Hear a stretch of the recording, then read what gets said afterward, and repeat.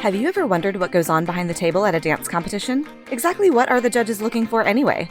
This is Making the Impact, a dance competition podcast. Each week we'll cover a different topic related to the world of competitive dance from the perspective of the judges behind the table. Dancers change studios for many reasons, from a family move, to a need for more or less rigorous training, to a desire to study a different style of dance. Today we hear from three perspectives: a studio owner, a dance parent, and a dancer about how to change studios and what to look for when making that decision. Hey everyone, welcome to this week's episode of Making the Impact. I'm your host, Courtney Ortiz, and I'm here, like always, with my co-host, Lesley Mealor. Hello, Courtney. I'm here with my co-host, Charlotte the cat, who's always with us at Podcast Day. She is always here on Podcast Day. I love seeing her on my video, just popping up behind you, walking around, giving cute little meows every now and then. Yep, just trying to contribute to the conversation. Yes. Well, hello, Lesley and Charlotte. I'm super pumped for this episode today. Me too. We have gotten a lot of requests for an episode like this because I think people change studios all the time for many reasons, and it's interesting to explore those reasons and maybe give some advice on how, if you do choose to do that, how to do it in the best way that's going to be the most helpful for you and your kid, your dancer. Absolutely. And I can't wait to learn from our guests today, which are all brand new. But before we jump into our episode with our wonderful guests, we want to share with you some of our Making the Impact Award winners. As you have heard throughout this entire season and for the past 2 seasons of in the competition world, we are sponsoring an award called the Making the Impact Judges' Choice Award. This is distributed at all IDA-affiliated competition events with at least one IDA judge on that panel. And your IDA judges will select one dance from the entire weekend, solo through production, that they felt made an impact to them, whether it was through their technique, their performance, their execution. They want to recognize you. They just could not stop thinking about this dance by the end of the weekend. And all winners will receive a beautiful Making the Impact plaque, but also you get a shout out live on our podcast. So let's announce our very first winner. From Streets Dance Convention's event in Albuquerque, New Mexico, congrats to BDS Studio in Paradise, Utah for their duo trio Remedy.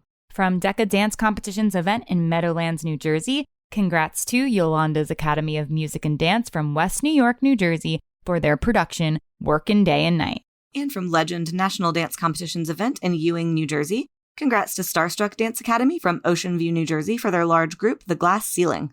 Congrats to all of our recent Making the Impact winners. If you're a winner of our award, don't forget to register your award by scanning the QR code on the back of your plaque, and we'll give you a shout out on a future podcast episode. And now let's hear from our sponsors. Our Season 5 premier sponsor, Francisco Gala Danceworks, is thrilled to introduce New Century Dance Project, a performance festival for the aspiring choreographers. Throughout this 7-day intensive, you will learn the craft of choreography from the perspective of not only the choreographer, but also for the dancers. New Century Dance Project hosts many components during their event, such as a choreography intensive, a prestigious choreography competition, concert performances, and community outreach events. The intensive starts each day with a technique class, followed by classes and seminars that will help you hone your choreographic skills, like compositional techniques, improv, music selection, lighting design, and so much more. Submit your work into the New Century Dance Project choreography competition, which offers 3 different age groups: high school, undergraduate, and emerging professional. The competition results in a Critics' Choice winner and a People's Choice winner for each age division. If you're an aspiring choreographer 15 years or older and looking to advance your composition game, then head to the New Century Dance Project, happening this summer in Santa Fe, New Mexico, from July 29th through August 4th, 2024. And don't forget, if you want to save $75, use our exclusive podcast promo code, Making the Impact, in all caps, when registering for the festival. Learn more on their website and register now at newcenturydanceproject.org. Thank you to Francisco Gala Danceworks for being our Season 5 premier sponsor. All right, Dance World, we're jumping into our episode this week, and this is a hot one. It's all about changing studios for your dancer. Maybe you've been at a studio that you've been contemplating, should I continue my time here? Or should I look elsewhere and take my training somewhere else? Or maybe you absolutely love your studio and you have no thought of changing ever because of all of the amazing training that you're getting, the friends that are had, all of the things. There's a lot of reasons why dancers might need to leave studios, even maybe a family move across the country to a different state. That's also another reason why changing studios might happen in your lifetime as a training dancer. And we have three brand new guests who are joining us on this week's episode. The first guest that I can't wait to welcome to the podcast, I finally got her here, and I've just been waiting to have her on Making the Impact. She is one of my closest friends. I grew up dancing with her at our studio in Maryland. She's now a studio owner herself, and I'm so proud of her. And the fun fact about this guest is that they're a new IDA judge this season, and they're bringing the studio owner perspective as well as the personal dancer perspective because I met them when they changed studios to my studio when we were young growing up in Maryland. I'm so excited to welcome my dear friend, Emily Martin, to the podcast. Welcome, Emily. Hi, thank you. I'm excited to be here. Yay! I'm so excited for you to be here, Em, and I'm so proud of you being a studio owner. I've had the pleasure of teaching your dancers over the summertime, and you're just doing so many great things for the Maryland dance scene. Yay, thanks. I'm trying. Year 11 we're going on right now for the studio, which is crazy to say. But yeah, thanks. It's so crazy. And also, fun fact, Emily and I were roommates in New York City. Yeah. My very first roommate in New York City. Like that, we go way back, y'all. So Emily, tell the world more about you. Obviously, you're in Maryland and that's where you grew up, but tell them about your early dance training. And then if you want to talk about New York and then how you got into studio ownership and what you're working on now. Yeah. So obviously trained with Courtney, changed studios. So I have experience in different training atmospheres growing up and moving around to different studios and locations. Moved to New York, first roommate with Courtney, did some dancing for small contemporary companies there, decided to move back to Maryland and continue my training in more of Pilates focused while teaching dance here. Got my master certification in Pilates. And I had the opportunity, I was teaching at a studio in Annapolis and had the opportunity to purchase it. And we did. And it's me and my mom ownership now. We have 11 years under us, which is, again, crazy to say. And we're just keeping going. We're trucking along. I think we finally, as a studio owner perspective, I think it takes a solid 6 years to get your method or your reasoning across and out there. So we're kind of on this great journey right now where things are kind of lining up as far as my teachers and my faculty and my staff and the way we're training our dancers, which is super exciting. Yeah. And just judging a bit this season as well. And yeah. Yeah. And do you want to tell the world what the name of your studio is so they can be on the lookout? Level Dance Project, Annapolis, Maryland. Very cool. Woo! Go Maryland. Be on the lookout, y'all. And I know y'all go all over the place. Like sometimes you'll pop up to Jersey. You'll go down to VA. We go to Vegas. Pittsburgh. We're all kind of all over the East Coast with the kids. So amazing. So be on the lookout for Level Dance Project. All of our listeners, they're super fierce and they always have some really great jazz dance happening and contemporary dance happening on the stage. So, thanks for joining us on the pod. Thanks for having me. All right. Our next special guest, we have two guests. We started with one guest and then before the episode started, our guest was like, well, actually, my daughter's here as well. Should she join in on this? It's kind of directly impacted her. This episode is about her. So I was like, yes, let's do it. Let's bring both of them onto the podcast. They are fans of the pod. They are longtime listeners, and Dance Mom Perspective and Dancer Perspective is joining us. I'm excited to welcome Richshawna and Saliha Sims to the podcast. Welcome, y'all. Thank you. Thank you for having us. Thank you. Yes. Well, my name is Saliha. I'm 12 years old. I've been dancing since I was 2, so 10 years. I've always loved dancing. I've been dancing in the living room, wherever I could since I came out the womb practically. And I just love dancing. And this is my mom. I think I got some of my dance moves from her too. I have a lot of like energy when I dance. So I think I got it from her. I just really love dancing, and when I get older I might want to own a studio like Miss Emily here. And that's just one of my dreams. Very cool. Well, before I was Saliha's mom and dance mom, fun fact is I'm actually originally from New York. And we actually have family in Maryland. So next time we're in Maryland, we might stop by and see Emily at the studio. Yes. Oh my gosh, So do a drop-in. professionally, yeah, that'd be great. And Saliha loves learning from different people. So this is great for us and listening to us and kind of leading to some of the reasons why we did decide to switch studios. Mm-hmm. But before I was Saliha's mom, that's my title now. I'm a professional counselor in the mental health field. I worked in the mental health field for about 20 plus years. So yeah, I've owned my own practice. Now since she started dancing, I gave up the practice because being a dance mom is a full-time, another side career. But I'm just loving this journey. I love listening to you guys. I've learned so much because I have no dance background. I was a basketball player, so I have team sports background, but I don't have dance background. Got it. So cool. Wow.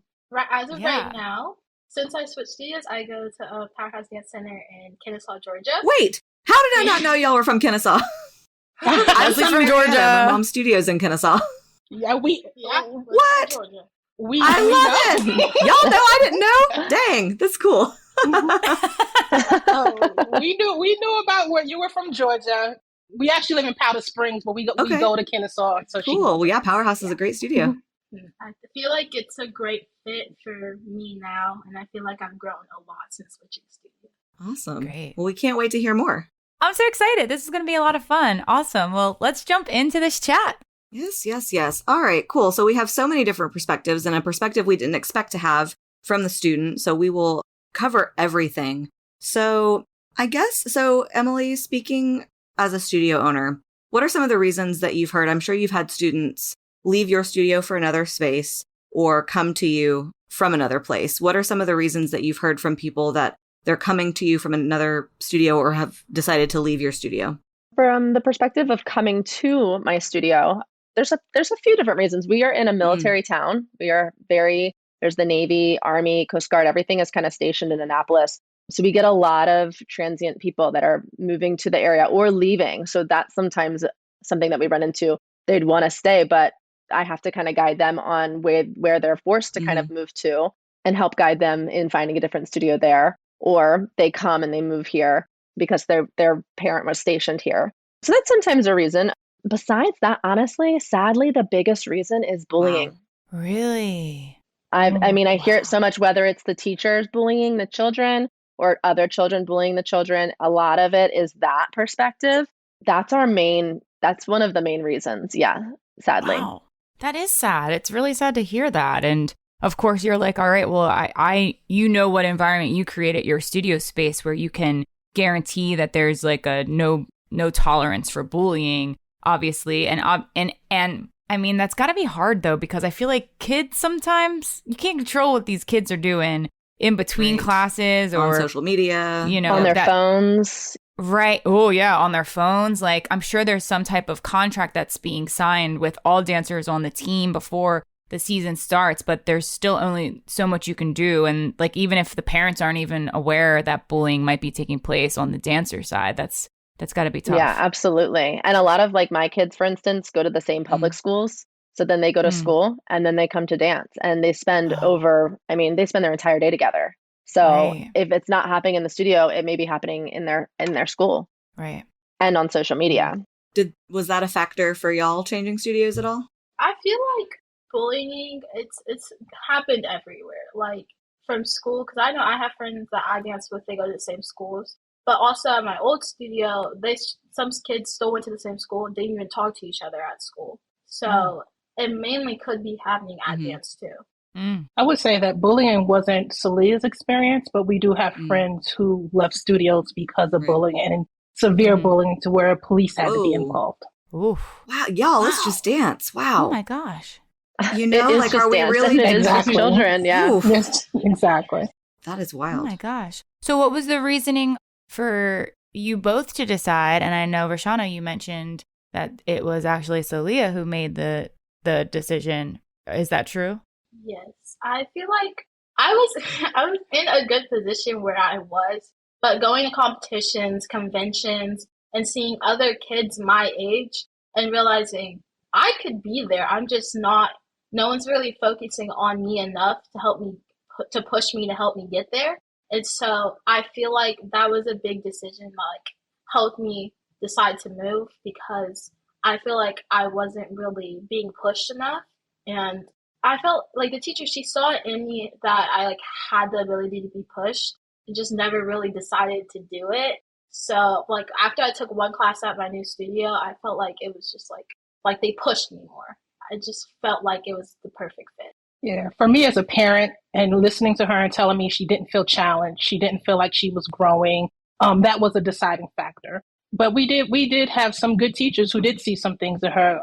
We had one of our teachers, Graham Dobbs. He was phenomenal. He fed into her. He encouraged her. He advocated for her. He advocated for her to dance up because he did see something in her, saw the potential in her, and saw that she needed more growth. And at the station, the level that she was at, she wasn't getting that. And that was the deciding factor to say, hey, we might need to look for somewhere else. Because she would talk to me all the time about how she wants to do this later on in her career, but she wasn't getting the training that she needed to pursue dance further. Wow. That's props to you, Saliha, for recognizing that at such a young age, because I feel like you said you're 12, and I think that is like a really, how old were you when y'all switched? I was 9 turning 10. Wow. I mean, that's kind of a major turning point for a dancer, I think. Like those years are really crucial in a dancer's training to get that foundational cohesive training across the board consistently at a studio. So if you would have waited until now, like when you were 12, it actually would have been harder for you to kind of play catch up, where at 9, 10, that's like the perfect time where you love this, you knew you wanted to take this seriously, you wanted to be challenged more. Like, it sounds like a very mature choice on your end at such a young age. And it sounds like that the new studio that you're at is giving you that push that you need. So good for you for making that decision. And good for mom also for recognizing that, because that's hard too. It's probably it could be a stronger financial burden for you. It definitely is a longer time commitment if you're commuting in further away to go to a different studio. I mean, all those factors come into play. I will say the decision wasn't easy. It wasn't easy at all. There was a lot of tears because at our previous studio, she was there for 9 years. And that's where she knew all her friends were. She was connected to the teachers, but she felt that the teachers weren't recognizing where she wanted to grow and where she needed to be pushed. And that was sad. It was sad for me as a parent to hear her say that. And so we went to this new studio. She took one class, and just one class, she was like, Mommy, this is where I need to be. Wow. And I feel like it was definitely a scary decision because I had made so many friends there, so many connections with people who I've just known for all my life. But honestly, I feel like after changing, it was just even more of like a stronger connection. I felt like it was like an instant click between me and the other girls and all the other teachers and people I danced with. Wow. What were you going to say, Emily? I was going to say, it's good for you guys to do that as well. And it's a hard step to take. I've had people come to the studio wanting to change studios, but not because they like being the best where they are. They are comfortable being on top, and they're not worried about training at a different caliber. So the fact that you want that is so amazing and admirable of you at such a young age.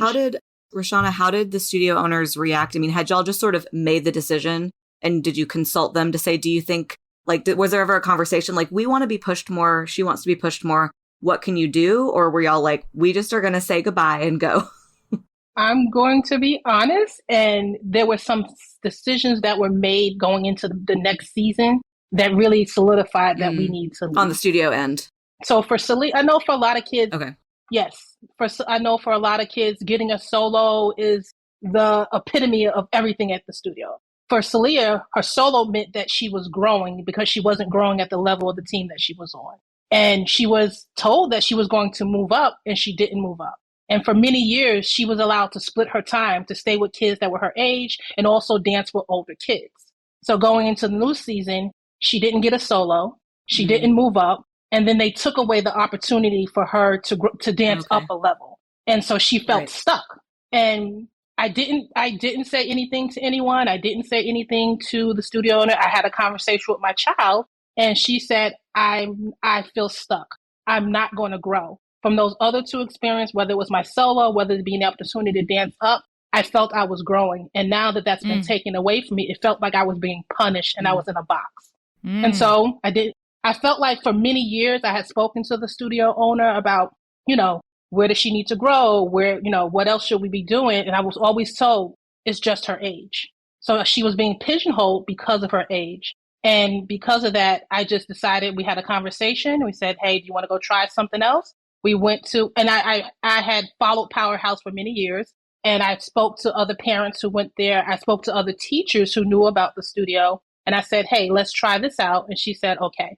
And we took one class, and she was like, Mommy, this is where I need to be. And when I was first making the decision to leave, and we had just found out like how next year is going to happen, like how it's going to unfold, I talked to the studio owner directly. Oh, yeah, she did. And the first thing she told me, she was comparing my situation to other people's.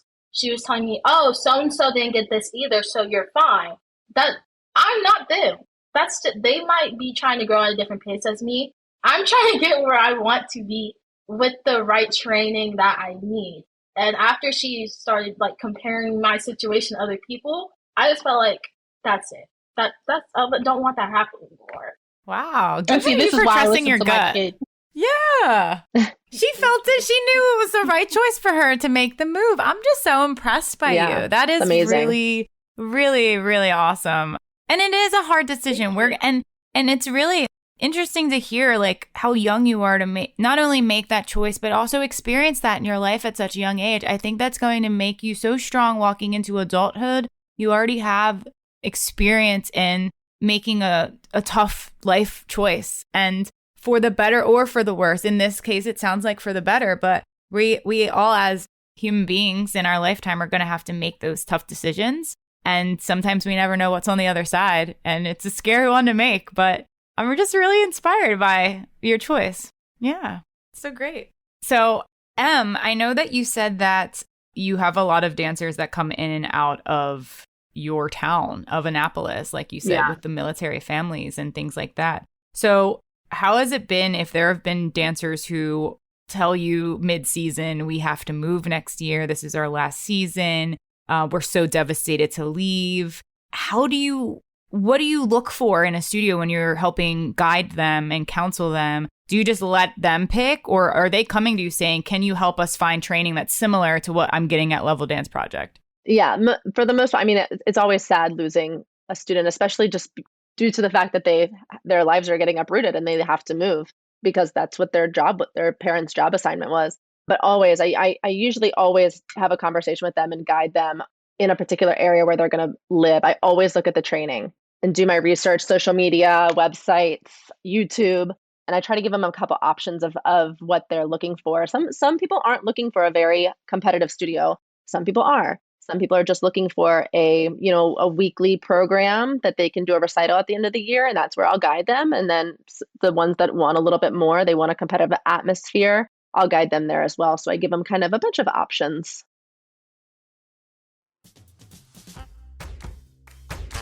Coming to you from our Season 5 premier sponsor, Francisco Gala Dance Works, I'm excited to introduce New Century Dance Project, a festival of performance and choreography.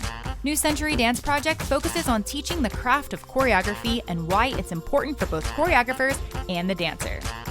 Festival components include a choreography intensive for dancers ages 15 to 24, a choreography competition, concert performances, and community outreach events.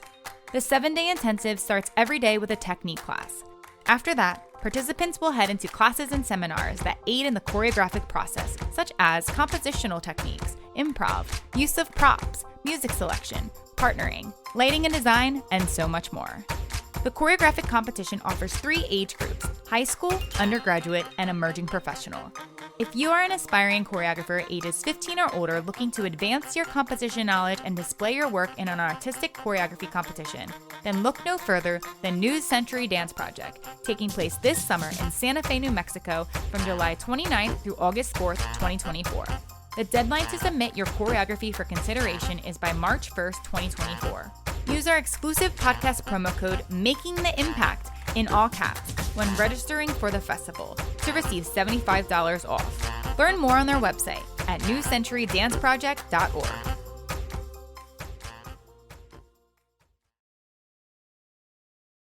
Yeah. Do you utilize that says a lot like the dance teacher Facebook pages, I see so many times people are posting like, does anybody know I have this great family moving to X city? Do you utilize that option as well? I don't, because I'm honestly awful at my social media. I am so bad at social media. So I don't, but I do go on there if I have someone looking in a certain area. I'll scroll back and do my research about different studios, especially in areas that I don't know. Like I don't know a bunch for the Midwest, but if it's East Coast, I'm like, okay, well, I can direct you. And I think it's important too, like the research that you're talking about. I can really respect that what you do as far as researching, because just because your studio is not a fit for another child, there might be something out there that better fits that child's needs. So I can really respect you as a studio owner that would do something like that. Yeah, absolutely. I mean, we tell kids that even if they're not leaving the area for, that reason, we tell kids we might not be your fit. And if not, we want to make sure you find your fit. I think that's really important because these are children at the end of the day, and we want to make sure that they have the best guidance that they can possibly get. Yeah. Yeah. And I applaud you also for helping guide them in the right way, because as we know, and even Richshawna, you said you don't know anything about dance. Now you do. But, walking into this, you didn't know. You were a basketball player growing up. So a lot of dance moms are in the same situation where they're like, I found this great studio and now I'm forced to leave this great studio. How do I find another great one? It might look great on social media. It might look good with what they're choosing to post to advertise them. But we as educated and experienced dance instructors and studio owners, we can see the training, if it's good or bad, from one video. From, a montage clip of your studio, we can see, that there's some flaws there. I'm not quite sure if the ballet training's up to the level that you expect, that you have here with us right now. If you go to that other studio, it might not be the same caliber. Or, oh, wow, well, if you want to focus on hip hop, I can tell that they have a really great hip hop studio. Like, again, like Emily mentioned, there's going to be like pros and cons to every studio that you go to, and some will have different levels of training. But our eye as teachers can help guide you to making sure the quality of training is comparable in the research. You're going to probably narrow it down to, okay, I have XYZ studios. They do and even this could be a great question. Like, what are some of the attributes of a dance studio that you're looking? What are some of the pros of a dance studio? Is it location? Do they win at competition all the time? Is it actually the training schedule? Is it the budget and the financial expectation? What are some of those things that come to mind when choosing studios? Yeah. And Courtney, you said something about just the training and the classes. We went from 1 hour a week in ballet to 3 hours a week in ballet. Wow. And just the change in the ballet, I saw the change in her technique. I saw how she was growing. I saw her extensions were improving, her feet were improving. And it was such a great thing to see my kid happy that she was growing in the areas that she needed to grow in. Yeah. Yeah. Training could be a big key part of it. Were y'all worried, and did you experience this?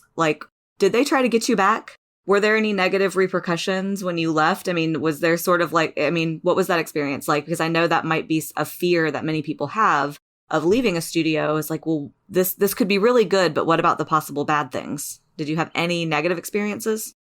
Oh yeah, we had a lot.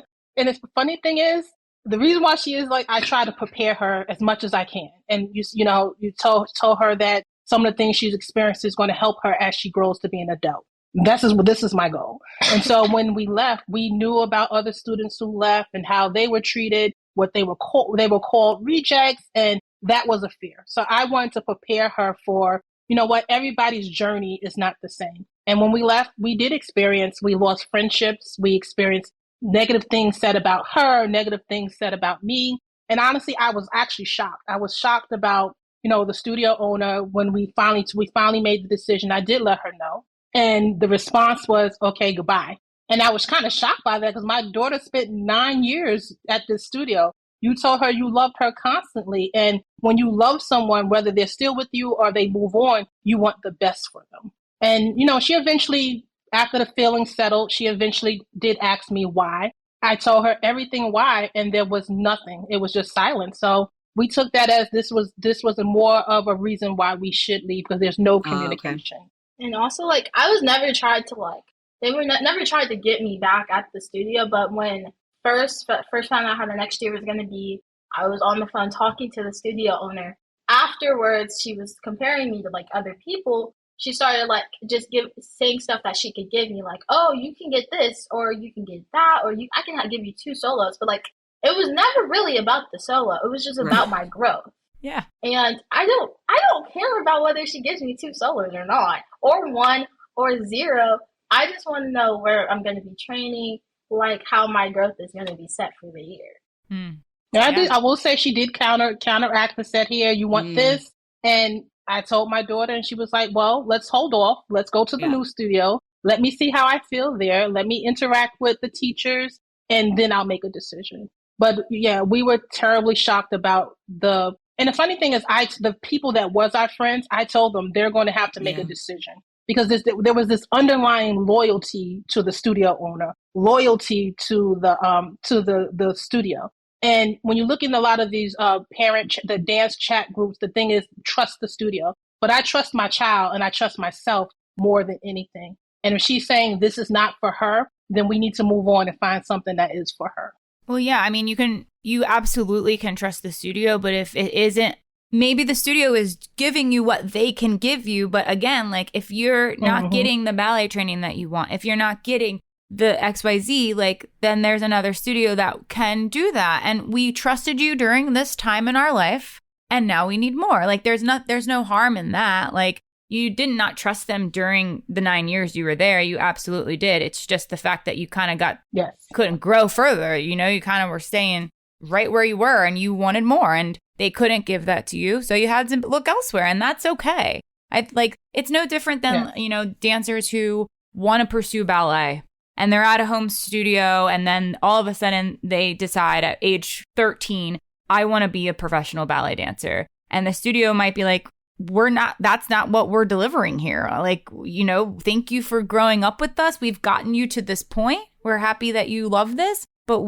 sometimes like studios might need to be okay with letting the dancer go elsewhere to achieve the goal that they want. And that would be when they would say, make sure you start like looking for a conservatory style ballet pre-professional program if that is your goal, and the studio can guide them in that right direction. I'm immediately thinking of the Kirov for us, Emily, where a lot of dancers would go if they were going on that ballet track, growing up. It's things like that. Oh, and I was going to say, and that exactly was my conversation with Saliha, that you should not be angry. I know it's sad moving on, but this is where you learned your foundation. This is where you learned that you love dance. This is where you learned that you wanted to pursue dance in a further career. And you could, be happy for people that's there, because we still have friends there that we cared about. We wanted them to be successful. But I think it was hurtful when we saw them in the competition world, at competitions or conventions, and they didn't speak, or they acted like she didn't exist. Oh, that's sad. I don't like that. Yeah, that's what I was going to say. Like, I think from a studio owner perspective, and I even tell my dancers, it's hard because with our job, we do love and care and grow really close with the dancers and their families. Like I get parents that tell me all the time, you see my kid more than I do. How are they? So we develop these really close bonds. But like I keep saying, at the end of the day, they're just children, and we just want to guide them to grow up to be successful adults in whatever journey they do. And when students leave, I always keep the door open. I always say, hey, come take a class. You are more than welcome back at any time. I've had high schoolers kind of just pursue dance in their school system and not continue at the studio. And they still come to every recital. They still come to competition sometimes and watch. They're like, hey, I'm just coming to watch. I miss it. But they don't want to come back. And I never pressure them to come back. I'm like, it's lovely to see you. Our door is always open. And it should be like that. And you don't want to have that animosity, because this is a small world. I mean, you might not see them till you're 18, but you move to New York, you're going to see someone you grew up dancing with at a competition. So you never want to shut those doors. And that's a great segue into my next question, Em, which it sounds like, has this happened to you as a studio owner? Has a dancer or a family decided to leave your studio for a year or a season or two, but then end up back at your studio? Has that ever happened before? Sometimes. I mean, it's not to the full extent of like fully coming back. Okay. I've mainly had, when they reach that high school age and they start to, get into relationships in high school and realize like, oh, I love being social on a Friday night instead of having to wake up early and go to ballet class Saturday morning. They get that, they kind of start to disconnect from the serious training at studios, which is why they kind of branch off and just do the dancing more at school. But I have had kids come back and just train. Like they're like, we don't want to compete or we don't want to take on as much as we used to, but I just want to train. And I'm like, hey, you are more than welcome. I always make my program is designed for the child, not for the whole team. So to be able to design per child is really important to me because like you said, you are not this person or that person or this person. You should not be compared to them. You are your own person and on your own journey. So if I can help them in any way, we do that. Richshawna and Saliha, I'm curious, and I want to hear from Emily's perspective too. So you changed studios and you went somewhere where you felt like you were going to be pushed. Did you feel like there were any gaps in your training that you had to catch up on, or were you far ahead of somebody? You're far ahead of the ability level of the class you were put into? Like, or did you feel like you slotted right in and you were like, yep, I'm capable. This is great. It's a good one. Honestly, I do feel like my ballet training, like throughout my dance career so far, it's always been that I need to work on my feet. And I've actually improved a lot in my feet. But like when I first came to the studio, they were like teaching me choreography, stuff like that. I could do it instantly. I like slid right in. But there were still like certain things that I never got to work on before that I needed to work on then, like my feet, like jumps, stuff like that. But it never really hindered, like it was never really an issue, but I could still work on it there. Now, and I did have this conversation with her. I felt that at the age she was becoming, she was now going into the end of her junior, starting to enter into teens. There was things that she needed to grow in, things that she needed to improve on. And we had that conversation, like, take your time. Don't get frustrated if you can't do anything. This is a learning lesson from you, and you're going to grow. And like she said, at the other studio, her extensions and her feet were her big issue. Like when we would get feedback, that would be all the feedback we would get from the judges. So work on your feet, get more ballet, work on your extensions, stretch all the way through your legs. And now a year, going into 2 years being at the studios, she does not get that feedback. I did not get that correction. And she was super excited about that. Like none of her corrections say anything about her feet. None of the corrections said anything about stretching all the way through her limbs and her hands. And it solidifies that was the best decision for her. Yeah. Wow. The first time she took a class there, that was the first thing that a teacher said. She actually came out to me and she said, "Are you Saliha's mom?" And I said, "Yes." She was like, her work ethic is phenomenal because that's what Saliha works on. She works on improving herself. She doesn't compare herself to anybody else. She understands that everybody's journey is different, but she wants to be able to say, hey, this is where you need to grow and this is what you need to work on and get to it. That's a great way to be. That's great. Yes. Yeah. And Emily, when you receive students from other studios, I think it would probably be interesting to hear, are you having to play catch up with some of them? Like if they're 9 and they're supposed to be in your 9-year-old classes, we do these things, but that child can't do it because they've been in a studio that wasn't training to that level. How do you handle that? And Emily's 9-year-olds are fierce, so it might be walking in. It might be tough for them to be, Thanks. Yeah, I always say we always prefer, like we say when we get a new student, it takes about a year to understand and kind of adapt to our program. Always, no matter what age. I had a dancer come to me this year and she was 15, and and another dancer come at a couple of 13-year-olds and 14-year-olds, and it takes about a year to get it under their belt. I always recommend, but when they come, do a couple sessions one-on-one with teachers. Understand that teacher and that class and the style that we're working on a little bit more. My 9-year-olds, for instance, have to take the 3 ballet classes as well versus 1. So a lot of the times it's an adjustment of just the scale of the amount of classes they're taking. And I'd say the first couple months are rough. It's constant check-ins, but that's what you have to do. You just have to communicate. And I always tell them, please communicate with me. I'll communicate with you. What class are you struggling with? Let's dive into that. Let's work together one-on-one for a second and work through that. But I think as long as communication is open, it usually ends up pretty successful, but it does take about a year to adapt to the studio. That's a great point. And that's a great question too. I think that, and this will lead into my next question, but I think that a lot of people don't realize that when you're at different studios, you're really getting different training. If you're looking at it across the board, are you taking, even if it was an identical training schedule that you had with the amount of ballet classes, the amount of jazz classes, and the same types of classes you're taking on the weekly, you're still getting different training no matter what. And it is not going to be identical. It's going to be hard to walk into a new space as a training dancer in particular. So I know I've seen it. And even if I go in for guest choreography at a studio who I've worked with for many years, and they are like, oh, these are new dancers. I know the dancers I've worked with, but then the dancers who are new are some oftentimes just kind of still learning the ropes and trying to keep up and figure it out, which is totally okay. And like you said, Emily, it takes time. It might take about a year. And then when I go back the next year, they're blending right in like it's like I would never even know that they were a brand new dancer the year before. And it just takes time.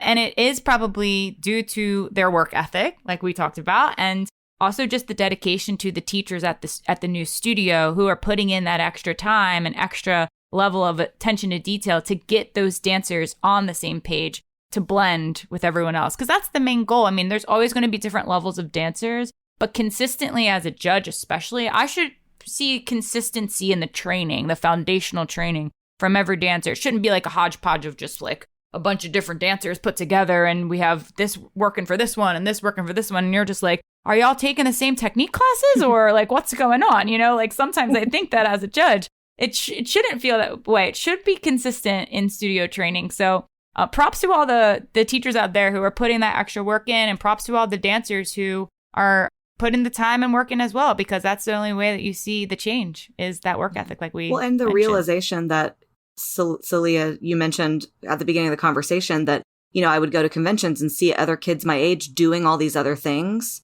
that I can't do and I'm not being taught how to do. That's a huge thing at such a young age, to be able to have that self-reflection and realize, oh, well, they're doing triple pirouettes and I'm only doing a single. That's a really interesting observation, because maybe you could be doing a triple somewhere else. Mm-hmm. And at some point, it really, like when I was younger, I would really try to focus on like what the teacher was teaching me. But as I got older at the old studio, and honestly, I had to start doing things outside of class, trying to teach myself new things, trying to learn new things. But at a point, there's only so much you can do by yourself without a teacher teaching you properly. And I wasn't getting that, so I knew I had to do it. Mm-hmm. Now, I have a question, and this is like a hot topic, but we hear a lot of times in the dance world about dancers who, and even dance parents, who just hop around to different dance studio studios. hoppers. The studio hoppers in the dance industry. What are our thoughts on the studio hoppers? Are we here for it? Do we think they should settle down and find the good fit? Why are they hopping so frequently? Like, what are our thoughts? I feel like it depends the reason why you're switching studios. Because I've met countless people that like will just move when you're no longer the center of attention. When you're no longer like, there's a difference between being in the middle, like everyone's always focused on you, and just having focus on you. Because like if you're moving every 3 seconds when a teacher focuses on another child that's not you, I don't agree with that. I feel like you could settle in. But if they're just like not thinking about you at all, not trying to help you in your dance career, I feel like that's the point where you should move. I feel like they're doing themselves a disservice at the end of the journey. If they're hopping around, it usually is due to attention. Yeah, being up in the front line, front and center in all the group dances, getting those 2 or 3 solos, getting that reward as they would probably think. But I feel like at the end of the day, they're doing themselves a disservice. Those are the kids that I have seen that have a lack of foundational training. They're missing the foundation because they're not consistent with a teacher or a class or a regimen. So at the end of the day, yeah, they can nail that triple pirouette into an aerial front and center, but they can't do a tendu correctly. So for me, they just miss so much foundation, and then it ends up hurting their bodies in the long run. Yeah, I agree with both Saliha and Emily. If you're constantly hopping because you want the attention, that's a problem. You're not getting the correct foundation. You're not getting a starting point of the technique you need to learn.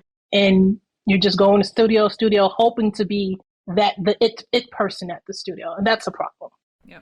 And the other side of this too is not just about the dancer making that choice and saying, Mom, I want to be in the front center. Take me to a new studio. It may also be the parent that wants their child to be featured more or seen more or rewarded more. And the kid might be happy as can be in their class and happy as can be in second line and happy as can be with one solo and not four. But maybe stage mom might want it more than the dancer, which we did a whole episode on that this season when the parent wants it more than the dancer.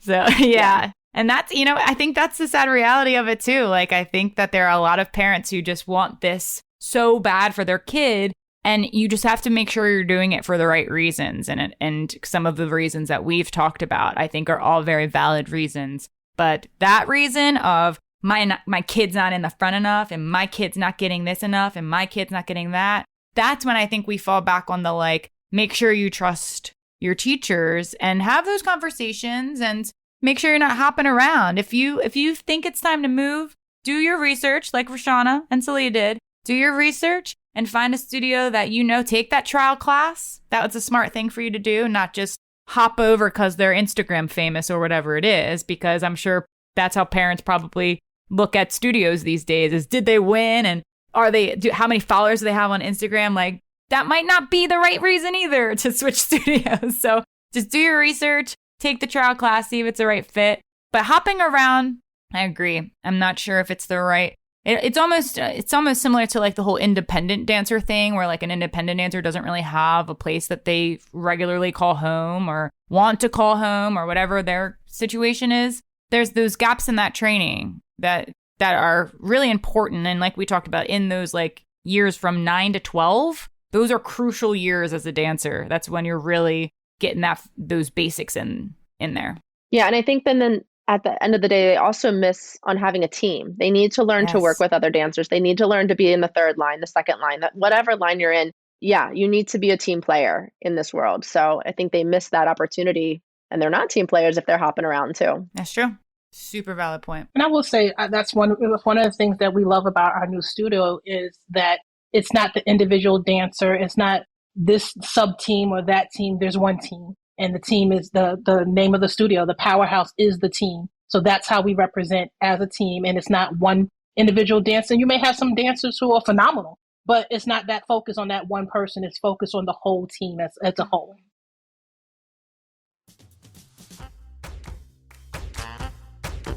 Ready to take your competition dance to the next level? Looking for a fresh set of eyes to critique your solo? Then say hello to IDA's online judges critiques.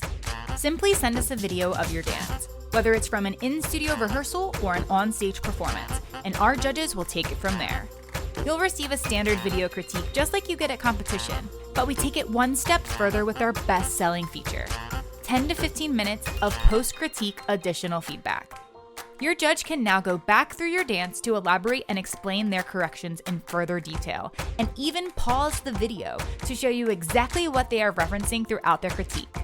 Parents, dancers, choreographers, and studios are loving this personalized and professional service for our dance world. We even offer genre-specific judge requests, 24-hour rush delivery, and bulk order discounts for studios submitting 5 or more dances. Prices start at only $35 per critique and are available year-round. Visit our website to learn more and submit your dance now at impactdanceadjudicators.com/online critiques. Get ready to wow the judges at your next competition after using IDA's online judges critiques. We can't wait to see your dance.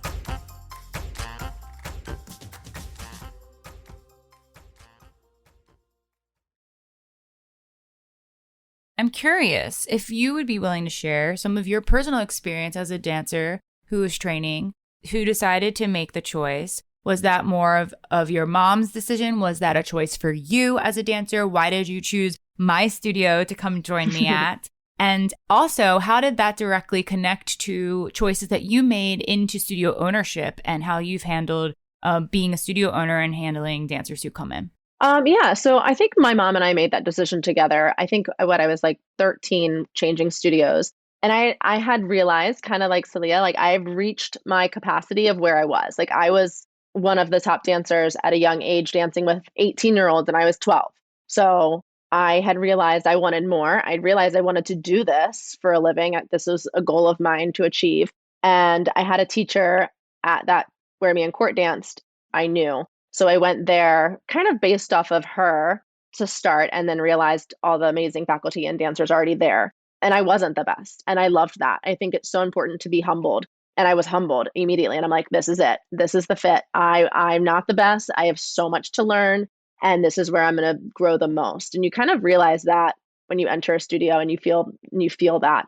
I feel like that's really important. Yeah. And then what was the other question? Like leading into studio ownership, like, do you feel like any of the anything that you learned growing up as a dancer, changing studios, impacted how you chose to run the studio, or things that you kept in mind when you would receive new dancers? Yeah, I think the biggest thing is open communication. I don't think that's always offered or is a service anymore, especially now that everything can be done online. You don't have to talk to anyone, which is not how we run our business. We want you to come talk to us. We want you to come in and face to face and meet us and experience that attention. I feel like it gets lost, and it got lost for me growing up. I feel like the communication, switching studios or even with teachers, there was no lines of communication. It was, do not talk to me, and I am unavailable for you. Wow. That's a huge thing when people come in, new students come in. I really try to make sure they understand that we are here for you. Our service is for you and your dancer, and we want to be able to communicate with them. I think that's the most important thing. And now I'm curious, because I think this is going to lead into just knowledge for people. When you left your old studio, how was that? Did they fully recognize we can't give her what she needs to succeed anymore, and wished you well and blessed you and said, go find what you need? Or were they like a little bit selfish and wanting to, because you said you were the best one. And I feel like this happens a lot, is where like you just plateau, and it has nothing to do with, I don't love the studio. I don't love you people. There's just nothing else for me here. And there is a way to handle that as a studio owner with grace, and to say, go with the dance gods and go where you need to go, and blessings to you. Or there's a way to say, no, but we want to keep you because you are our best. And what can we do? We can give you 4 solos, Yeah, I was pretty lucky at that time to have a great studio that I left from, and a great studio that I was going to, that also had great relationships already with each other. Great.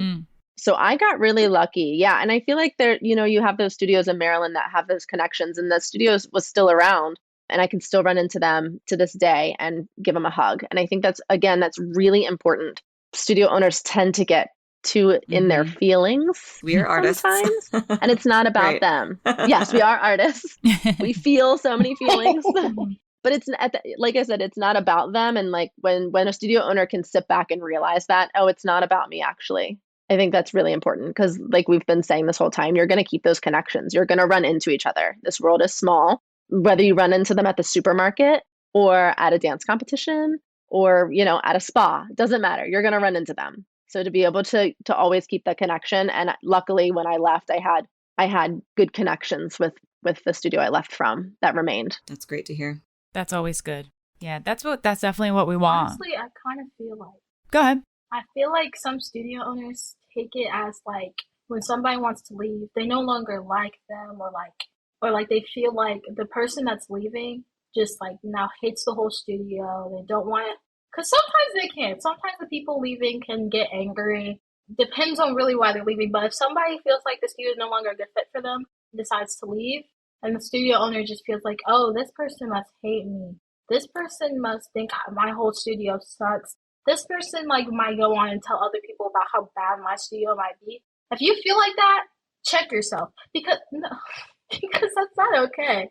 You shouldn't be feeling like that. You should be able to realize that, oh, this is just not a good fit for them, and I hope they go on to do amazing things. I will say, as a parent, I had to check my own feelings. I'm a dance mom, but I'm not a dance mom. And I had to take my feelings out of it. I laid down the facts for her. I laid down, what she was looking for, what her goals were, and where those goals being accomplished, where she was at. I really respect, Emily, when you said that you were at the top of the game and where you're at, but you realized that you needed more. I feel like if you're at a studio where you're constantly coming in first place, or constantly placing it all, or constantly outdoing someone, then maybe you have plateaued and maybe need to be a little bit more challenged. And that's where Saliha was fitting. She felt that she would need to be a little bit more challenged because she wasn't getting the challenge that she needed at the current studio.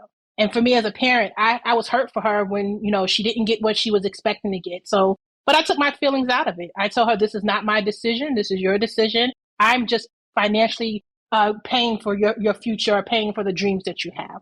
Now you go forth with all the information you had. And I told her to take her feelings out of it, because it's not about whether, you like this person or don't like this person. It's about the concrete evidence. Are you getting what you need to succeed where you want to go? And once she had all that information, she realized that it wasn't personal. She still cared about the people that we left at the studio. She still had a lot of respect for the studio owner. And I think when the behaviors happened the way they happened when we left, and the things that people were saying, that's why it was hurtful, because she had so much love and respect for these adults that were in her life for practically her whole entire life since she was 2 years old. And now she's just made a decision to grow and move on. And they didn't accept that was her feelings. They didn't accept that she needed a new place. And it was just very hurtful towards her. Wow. Well, Saliha, you're lucky to have the mom that you have, with her mental health background and counseling background, because it's obviously translated to you and how you look at the world and how you approach difficult situations, because that ain't everybody. Some of our parents don't have those skills, and that's a skill. So I think that's going to be great for you to move forward in life, to be able to look at a situation that is emotional, that can be emotional, and take the emotions out of it and really look at the concrete evidence, like you said, Richshawna, because that's what you have to look at to make that decision correctly. I totally agree. And this was such a informative chat. I've learned a lot as well, because I've never changed studios. I was at my home studio for my entire life, except for when I was at my rec program at my elementary school growing up, the most convenient, accessible, down the street option, until someone, supposedly, my mom tells this story often, but supposedly one of the teachers told the mom there that I needed to escape, and was like, we can't help her here. She's talented. She's dancing with one level up.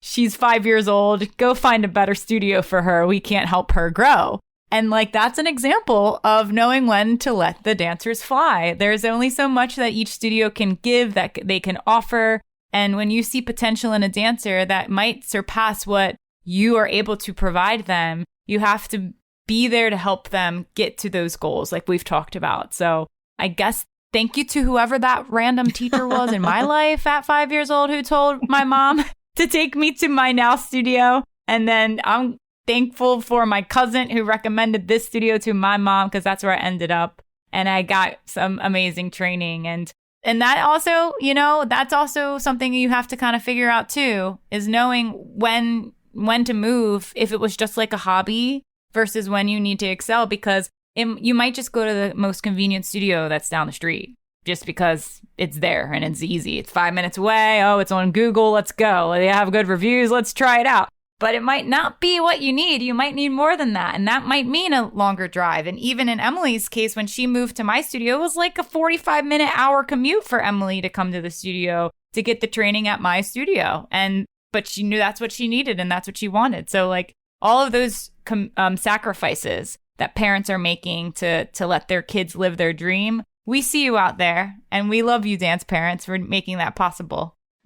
And props to the dancers for making those smart choices as well, even in Emily's side. I know you made it collectively, but it's really refreshing to hear that dancers are helping in these decisions that are being made for studio changing. And we also heard that on our another episode of our veteran dance parents. They said the same thing, Lesley, with some of their dancers. So yeah, it's been a great chat. I loved learning from y'all. Absolutely. And so glad to have a third voice. That was a refreshing, different perspective that we don't normally get to hear. So thank you, Saliha, for having spring break and having a day here with us. Yeah. You're so welcome. And how we always have our guests on Making the Impact, as y'all know, lead us out is with just one final thought on the topic today. So we can have all three, each individual, if you all want to speak to whoever you want. Maybe if Saliha wants to talk to other dancers out there, maybe if Richshawna wants to talk to the parents out there, and maybe Emily, if you want to talk to the other studio owners out there on tips for changing studios for competitive dancers. Sure. Yeah, I'll start. I'll talk to all the dancers out there. Don't be scared. I know you may have many friends that you made, but if you leave on a good note, you probably still have those friends until the end of your dance career. don't leave with any animosity. Just know that this is the end of at this certain studio, and you're going to reach a new point that you never thought you could reach before. Maybe do some research before you leave. Just really get down to like the main point of whether you're growing or not, and just think whether you are being pushed where you are, and if you can be pushed even further past the limit that you think you're at. So just don't be scared and do what your gut tells you. Sometimes your heart might be want to stay there. Sometimes your heart might just be want to be with the friends you love, friends you make. But if your gut is telling you something else, follow your gut, because your gut is going to lead you to many things that you never thought you could have found. Awesome. Well, I don't know if I could top that. But from the parent perspective, I would say take your feelings and your emotions out of it. This is about your dancer. If your dancer comes to you and tells you, hey, I want to consider moving, be open to that. Listen to what your dancers are saying. If it's a case of bullying, listen to your gut, because we did have an incident of bullying with Saliha, and I didn't listen to my gut. I stuck with it, stuck with the friends that we made. I stuck with the studio, but listen to your gut. Talk to the studio owner. If you feel that you're not getting what you need, then maybe it might be a time to move on. And I know you might have feelings as well, because we spend a whole lot of time at the studio. Our vacations sometimes are planned around dance, around what the studio is doing. And we need to make conscious decisions that don't involve your emotions, because you can make a temporary decision on a quick decision on temporary emotions. But be concrete in your thought, be concrete in your plan, do your research past that. Speak to other dancers at the studio, speak to other parents, speak to a trusted teacher that you admire and understand their perspective. We have teachers who dance in the public world, the real world of dance, and we spoke to that person. We told him what Saliha's goals were. We told him what she was looking for, how she wanted to be challenged. And he gave us a real life experience of what she needed to work on and where she needed to go. And that will help you make the decision to make the best decision for your dancer. Yeah, I think for me, the biggest takeaway is taking the emotion out of it for parents and dancers. Take your emotions out of it and really look at why you're making this decision or why you're thinking about making this decision. And from a studio owner perspective, I always say my goal is for them to surpass my training. I want the art to stay alive. I want them to thrive in dance. So they should surpass me. Our goal is to let them go at 18. It might be earlier than that. But if that's what they need to dance and make it in this world, I hope you do. I'm always the biggest supporter of that. So again, take the emotions away. It's about the dancers. Let them thrive where they need to. Thanks for tuning in to our latest episode all about changing studios. Special shout out to our guests, Emily, Richshawna, and Saliha, for joining us on this chat. Don't forget to follow them on social media. You can find Emily at MJ Martin and Saliha at Saliha Janae. Also follow Emily's studio at Level Dance Project. Don't forget to follow Making the Impact on Apple Podcasts, Spotify, Amazon Podcasts, and pretty much everywhere you listen to podcasts. And if you want more exclusive episodes, support our podcast by joining our Platinum Premium membership for only $5 a month. Subscribers receive free Making the Impact stickers, shout-outs live on the air, ad-free listening, and exclusive access to our Q&A episodes for members only. Join now at impactdanceadjudicators.com/platinum premium or click the link in our show notes. Attention all dancers! Looking for some outside expertise to fine-tune your dance before hitting the competition stage this season? Then check out IDA's online judges critiques. Our seasoned judges will provide you with a video critique of your routine, just like you'd receive at competition. But with IDA's online judges critiques, we take it one step further with our post-critique additional feedback. Your judge will go through your routine again, pausing the video to give you even more detailed and personalized feedback. You can even request a judge that specializes in your style of dance. This game-changing service has helped countless dancers prepare for the competitive stage and is available year-round. With critiques starting at only $35, what are you waiting for? Click the link in our show notes or visit our website at impactdanceadjudicators.com/online critiques to learn more and submit your dance today. Season 5 of Making the Impact still has a few more episodes coming your way, including an episode all about ballet, transitioning from competitive dancer to professional dancer, and our 5th studio spotlight of the season. Thanks for tuning in. We'll see you next week. Until then, keep dancing.